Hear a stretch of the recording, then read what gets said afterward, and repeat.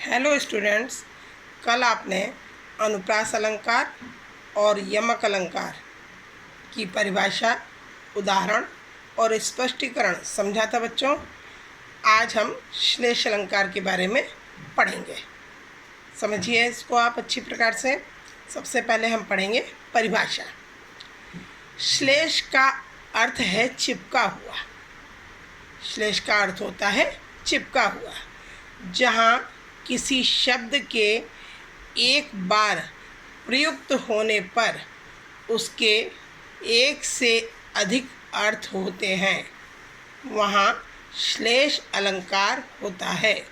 बच्चों, इसको इस प्रकार समझिए कि किसी काव्य पंक्ति में कोई शब्द एक बार आता हो और उसके कई अर्थ निकलते हों या उसमें कई अर्थ चिपके हुए हों, तो वहाँ पर श्लेष अलंकार होता है।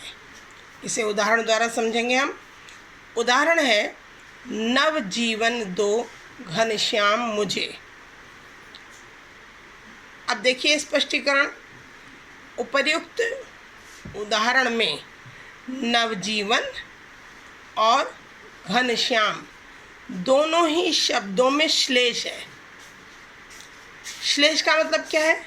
यानी नवजीवन के भी दो अर्थ हैं और घनश्याम के भी दो अर्थ हैं। यानी एक शब्द में दो अर्थ चिपके हुए हैं। समझ में आ रहा है बच्चों? नवजीवन का एक अर्थ है नया जीवन तथा दूसरा अर्थ है नया जल, और इसी प्रकार घनश्याम का एक अर्थ श्री कृष्ण है तथा दूसरा अर्थ काले बादल है। अतः यहाँ श्लेष अलंकार है। उदाहरण में आप समझेंगे कि नवजीवन दो घनश्याम मुझे। जब श्री कृष्ण के अर्थ में इसका अर्थ लिया जाता है तो क्या प्रार्थना की जा रही है? हे श्री कृष्ण, मुझे नया जीवन प्रदान करो। और जब काले बादल के अर्थ में प्रयोग किया जा रहा है तो हे काले काले बादलों, हमें नवीन जल प्रदान करो। इस प्रकार से इस उदाहरण में नवजीवन और घनश्याम दोनों ही शब्दों में श्लेष अलंकार है। अतः आप इसको अच्छी प्रकार से समझ गए होंगे बच्चों। अब हम आगे शब्द रचना के अंतर्गत तत्सम और तद्भव शब्द भी आज समझेंगे। देखिए बच्चों, तत्सम शब्द। तत्सम शब्द दो शब्दों से मिलकर बना है। ध्यान दीजिएगा, तत् प्लस सम, जिसका अर्थ है उसके समान। तत् का अर्थ है उसके और सम का अर्थ है समान। उसके समान से यहाँ तात्पर्य है स्रोत भाषा के समान। हिंदी में बहुत से शब्द संस्कृत भाषा से सीधे आ गए हैं और आज भी संस्कृत के मूल शब्दों की ही भांति हिंदी में प्रयुक्त होते हैं। इन्हीं शब्दों को तत्सम शब्द कहा जाता है जो अत्यंत सुसंस्कृत शुद्ध नजर आते हैं, जैसे धन, नारी, पुष्प, दिवस, भूमि, सर्वदा, गौरव, विद्वान, अग्नि, पृथ्वी आदि। समझ में आ रहा है बच्चों? आगे देखिए तद्भव शब्द। अब तद्भव शब्द किसे कहते हैं? देखिए, तद्भव शब्द का अर्थ है उससे होना। तद माने उससे और भव मीन्स होना, अर्थात वे शब्द जो स्रोत भाषा के शब्दों से विकसित हुए हैं।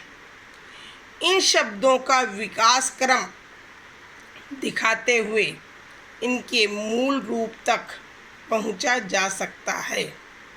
यद्यपि ये शब्द संस्कृत से चलकर पाली, प्राकृत, अपभ्रंश से होते हुए हिंदी तक पहुँचे हैं, अतः इनके स्वरूप में परिवर्तन आ गया है।